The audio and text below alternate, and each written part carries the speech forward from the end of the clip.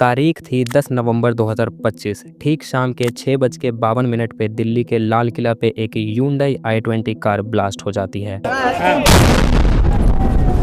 इस ब्लास्ट की गूंज करीब 3 किलोमीटर की रेंज तक सुनाई देती है। जोरदार धमाका हुआ है, वहाँ पर इतनी जोरदार तेज आवाज आई।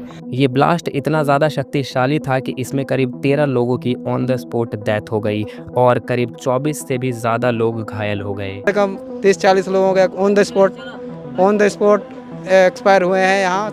इस ब्लास्ट की वजह से कई बच्चों ने अपने पिता को खोया, कईयों ने अपने बेटे को, तो कईयों ने अपने पति को। शुरुआत में सबको ये लग रहा था कि कार में लगी हुई सीएनजी सिलेंडर के ब्लास्ट होने की वजह से कार ब्लास्ट हो गई, पर सोचने वाली बात ये थी कि क्या एक सीएनजी ब्लास्ट इतना ज़्यादा पावरफुल हो सकता है। कई लोग रोड पे लेटे हुए थे, कई लोग किसका हाथ फटा हुआ है, किसका पैर फटा हुआ है। नहीं तो क्या फिर उस कार के अंदर बॉम्ब था? क्या ये ब्लास्ट प्री प्लान्ड था? और अगर ये प्री प्लान्ड था तो इस साजिश के पीछे किसका हाथ था? तो आज की इस वीडियो में आप लोगों को इस केस से रिलेटेड कुछ ऐसी बातें पता चलने वाली हैं जिनको सुन के आपकी रूह कांप जाएगी। जो बातें आज की इस वीडियो में मैं आपको बताने वाला हूँ वो आपको किसी बॉलीवुड मूवी की कहानी लगेगी, पर ये कहानी नहीं, हकीकत है। धमाकों से फिर दिल्ली में सोमवार शाम लाल किला मेट्रो स्टेशन के पास जोरदार धमाका हुआ जिसने पूरे इलाके में दहशत फैला दी है। शाम 6:52 पर हुए इस भयानक धमाके में 8 लोगों की मौत की आधिकारिक पुष्टि की गई। फायर ब्रिगेड की सारी टीमें इस वक्त आपको यहाँ पर नजर आएंगी। All those responsible will be brought to justice.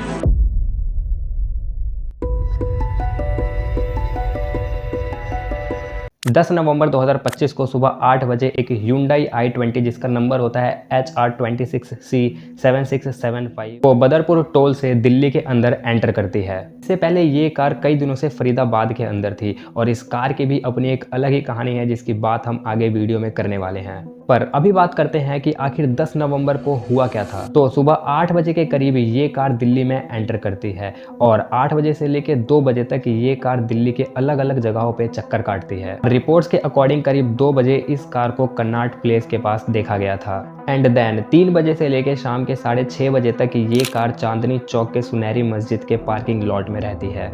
फिर शाम के करीब 6:48 पे जिस टाइम पे पुरानी दिल्ली के साइड सबसे ज़्यादा रश होता है उस दौरान ये कार पार्किंग लॉट से निकलती है और लाल किला के ट्रैफिक सिग्नल पे रुकती है। लाल किला मेट्रो स्टेशन के गेट नंबर 1 के जस्ट सामने उस कार और लाल किला के बीच करीब 300 मीटर की दूरी थी। अब 6:50 हो गया था और उस ट्रैफिक सिग्नल पे और भी बहुत सी गाड़ियाँ रुकी हुई थी। शाम का टाइम था जिस वजह से वहाँ पे बहुत ज़्यादा रश था। बहुत से लोग अपने बच्चों के साथ थे, बहुत से लोग लाल किला देखने आए थे। वहाँ के आसपास के दुकानों पर भी बहुत ज़्यादा भीड़ थी। वहाँ हिंदू भी था, वहाँ मुस्लिम भी था, वहाँ सिख भी था, वहाँ हर धर्म और जाति के लोग थे और वहाँ कुछ लोकल न्यूज़ चैनल्स हर रोज़ की तरह जनरल पब्लिक से बात कर रही होती है। पर शायद वहाँ मौजूद ये सभी लोग इस बात से अनजान थे कि बस 2 मिनट में यहाँ कुछ ऐसा होने वाला है जो इनकी इस खुशी को दुख में बदल देगा।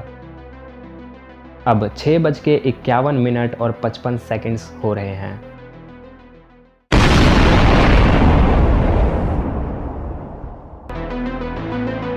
बस कुछ ही मिनट्स के अंदर वहाँ का पूरा माहौल बदल गया। वहाँ लोग पैनिक हो गए और अपनी जान बचाने के लिए छुपने लगे। वहाँ मौजूद बाकी गाड़ियों के अंदर भी आग लग गई और ये ब्लास्ट इतना पावरफुल था कि वहाँ मौजूद कुछ गाड़ियों की हालत ऐसी हो जाती है। ब्लास्ट के बाद सबको यही लगता है कि शायद कार में मौजूद सीएनजी गैस का सिलेंडर फट गया होगा। तो वहीं बहुत से लोग ये भी बोल रहे थे कि ये सीएनजी ब्लास्ट नहीं हो सकता क्योंकि उस ब्लास्ट की आवाज़ कई किलोमीटर्स दूर तक गई थी और उसका इम्पैक्ट बहुत ज़्यादा पावरफुल था, जिससे ये साफ साफ पता चल रहा था कि ये सीएनजी ब्लास्ट होने की वजह से तो नहीं हो सकता। ब्लास्ट के सिर्फ 10 मिनट के अंदर ही वहाँ पीसीआर और फायर ब्रिगेड की टीम पहुँचती है। वो लोग वहाँ लगी आग को बुझाते हैं और इसमें घायल लोगों को हॉस्पिटल पहुँचाते हैं।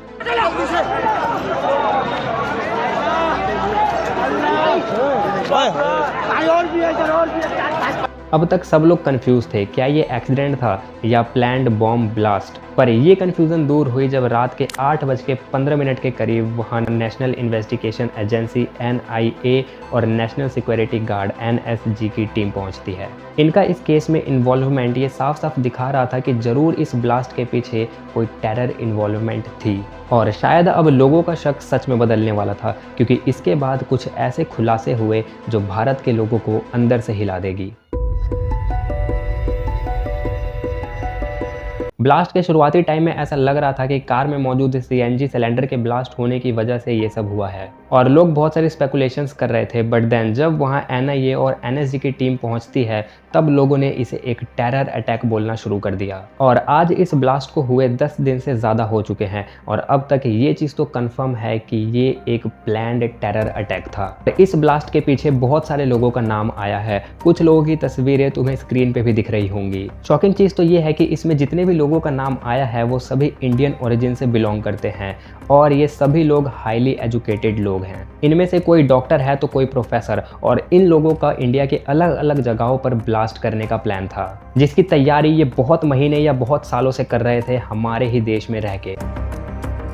अब सबसे पहले बात करते हैं कि ये जो कार ब्लास्ट हुई उस कार में कौन था, किसकी कार थी ये, कहां से आई थी ये कार और ब्लास्ट कैसे हुई। इस कार की जो कहानी है वो अपने आप में ही शॉकिंग है। तो देखो, जो इस कार का पहला मालिक है उसका नाम है नदीम और नदीम ने इस कार को सलमान को बेचा और सलमान ने इस कार को दिवेंद्र नाम के बंदे को बेचा। दिवेंद्र के पास से ये कार पहुंचती है अमित पटेल के पास एंड यस, ये जो अमित पटेल है ये फरीदाबाद का रहने वाला था। तो ये कार अमित पटेल के थ्रू फरीदाबाद पहुंचती है, लेकिन अमित ने इस कार को 29 अक्टूबर 2025 के दिन आमिर राशिद नाम के बंदे को बेचा और यहीं से इस कार के साथ एक्सपेरिमेंट्स होना शुरू हुए। अब ये जो आमिर है वो फरीदाबाद में रहता था, लेकिन इस आमिर का होम टाउन पुलवामा कश्मीर में था और इसी आमिर राशिद ने इस कार को उमर नाबी को दिया। ये उमर नाबी भी पुलवामा कश्मीर का ही रहने वाला था। तो इससे तुम ये अंदाजा लगा सकते हो कि आमिर ने इस कार को किस मकसद से खरीदा था। और जब ये कार ब्लास्ट हुई थी ना, उस दौरान उस कार में उमर ही बैठा था and Umar was officially from a terror group. और हाँ, एक चीज़ और है जो ये कंफर्म कर देती है कि ये एक टेरर अटैक हो सकता है। वो ये है कि जब आमिर राशिद ने इस कार को खरीदा था तब उसने अमित पटेल को 10,000 रुपये एक्स्ट्रा दिए थे ताकि वो रजिस्ट्रेशन वगैरह से बच सके। और इससे एक चीज़ और पता चलती है, वो ये है कि शायद इस ब्लास्ट की प्लानिंग बहुत सालों से चल रही थी। अब जानते हैं कि अगर वो कार सीएनजी ब्लास्ट से नहीं हुई तो कैसे ब्लास्ट हुई थी। तो अगर हम रिपोर्ट्स को देखें तो उसमें ये बताया जा रहा है कि शायद कार के अंदर अमोनियम नाइट्रेट नाम का केमिकल मौजूद था।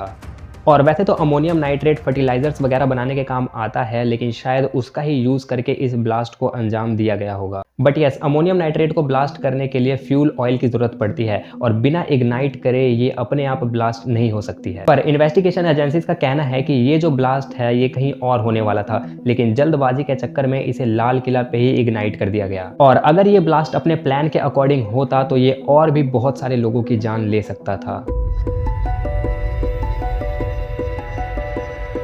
तो ये बात है 19 अक्टूबर 2025 की। इस दिन पहली बार एक आदमी जिसका नाम है मौलाना इरफान अहमद, ये भाई साहब श्रीनगर के कुछ एरियाज के अंदर बहुत ज़्यादा डेरोगेटिव पोस्टर्स चिपका रहे थे। ये पोस्टर पाकिस्तान के एक बहुत ही फेमस टेररिस्ट ग्रुप जैश ए मोहम्मद के फेवर में थे। इन पोस्टर्स के ऊपर लिखा हुआ था,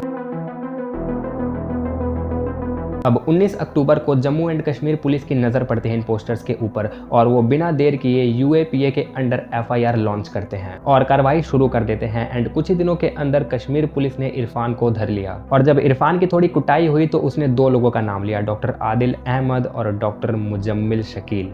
भाई ये ऐसे वैसे लोग नहीं हैं, एमबीबीएस करे हुए लोग हैं। ये भारत से ही डॉक्टर की पढ़ाई करी है इन लोगों ने। पहले बात करते हैं मुजम्मिल की। इसने फरीदाबाद में 2 अलग अलग जगहों पे 2 रूम रेंट पे लिए और उसने इन रूम्स में करीब 360 किलो एक्सप्लोजिव और टाइमर और डेटोनेटर्स छुपा के रखे थे।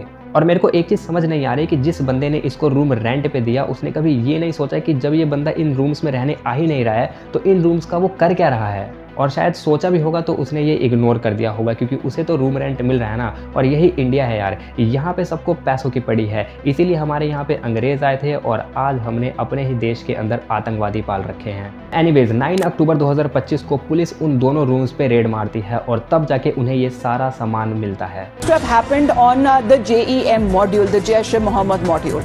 Now, days after 2 Jammu and Kashmir doctors were arrested, raids have been held in different locations across the country, such as in Faridabad in Haryana, and these raids are said to be linked to the JEM terror plot, where large quantity of explosives reportedly has been seized, and this recovery has been done from a house rented by a doctor. तो यहाँ से दोगला doctor Muzammil तो पकड़ा गया। अब बात करते हैं डॉक्टर आदिल की। तो अकॉर्डिंग टू रिपोर्ट्स इसके पास एक AK-47 राइफल मिलती है और ये मुजम्मिल की हेल्प करता था एक्सप्लोसिव को छुपाने में। और इन्हीं से डॉक्टर उमर के बारे में पता चलता है। बट यहाँ पर एक नाम और है, डॉक्टर शाहीन शहीद। ये एक मोहतरमा है और ये एक लेडीज़ टेररिस्ट ग्रुप से बिलोंग करती हैं, जिसका नाम तुम्हें स्क्रीन पे दिख रहा होगा, और ये इस ग्रुप के अंदर बाकी औरतों की भी भर्ती करवाती हैं। अब सबसे बड़ा सवाल ये है कि ये लोग कहाँ रहते थे और कहाँ मिल के इन्होंने ये सब प्लान किया था। तो जैसा कि मैंने आप सभी लोगों को वीडियो के स्टार्टिंग में ही बताया था कि ये सब लोग डॉक्टर्स हैं और ये फरीदाबाद में मौजूद एक अल फतह नाम की यूनिवर्सिटी में प्रोफेसर्स थे और ये सारे लोग वहीं रहते थे। कैन यू इमेजिन कि इस मॉड्यूल के पीछे इतने ज़्यादा पढ़े लिखे लोग थे, और वो भी नहीं तो डॉक्टर्स। हमारे भारत में डॉक्टर्स को रक्षक बोला जाता है, लेकिन ये तो भक्षक निकले, और वो तो थैंक्स टू जम्मू पुलिस, जिनकी वजह से ये मॉड्यूल एक्सपोज हो पाया, वरना हमारे भारत को बहुत बड़ा अटैक झेलना पड़ता।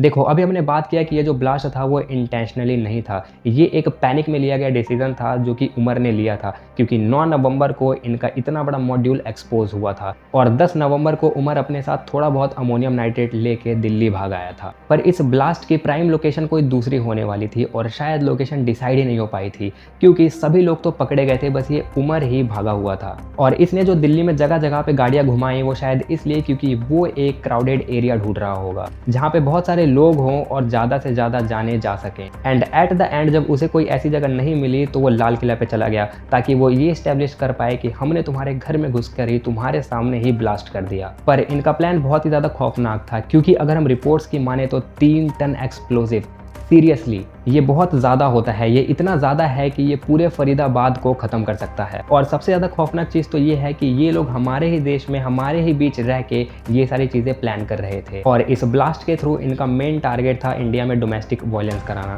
मतलब हिंदू मुस्लिम वाला फॉर्मूला एक बार फिर लगाना। क्योंकि अकॉर्डिंग टू रिपोर्ट्स इन लोगों के प्राइम लोकेशंस की लिस्ट में अयोध्या, लाल किला, मोस्टली इलाके ऐसे थे जहाँ हिंदू ओरिजिन के लोग ज़्यादा रहते हैं, ताकि देश में दंगे कराए जा सके। और ये चीज़ हमने पहलगाम अटैक में भी देख लिया, जिस तरीके से उन्होंने बस हिंदू को चुन चुन के मारा था, वो सब भी डोमेस्टिक वायलेंस कराने के लिए ही था। पूरी खाली से मेरा पति साइड में था, एक इंसान है उसने उसको गोली मार दी यहाँ पे। उसने बोला कि शायद मुस्लिम नहीं है, उसने उसको गोली मार दी। क्योंकि तुम खुद सोच के देखो कि रिलीजियस प्लेस को ही क्यों चूज किया उन्होंने। Even they have chosen Babri Masjid for their blast. तो ये साफ है कि their main objective was domestic violence, और जो लोग मरते वो तो मरते ही। और अगर सब कुछ उनके प्लान के अकॉर्डिंग हो जाता तो शायद और ज़्यादा लोगों की जान जाती, क्योंकि रिपोर्ट्स ऐसी भी आ रही हैं कि उन्होंने करीब 30-35 कार्स खरीदी थी इसी चीज़ के लिए, और उनका प्लान था कि वो देश के फेमस रिलीजियस एंड क्राउडेड जगह पे ब्लास्ट करेंगे। One of the very misunderstood concept is concept of what has been labeled as suicide bombing.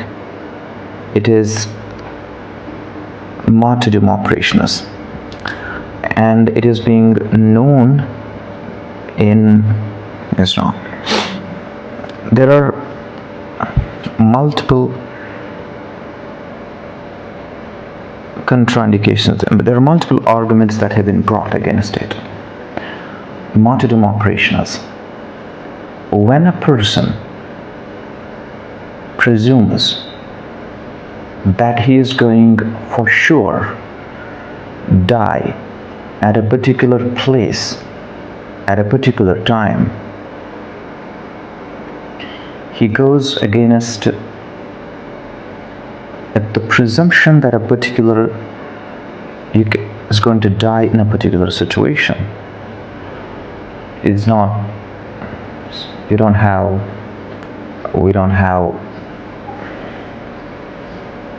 situation.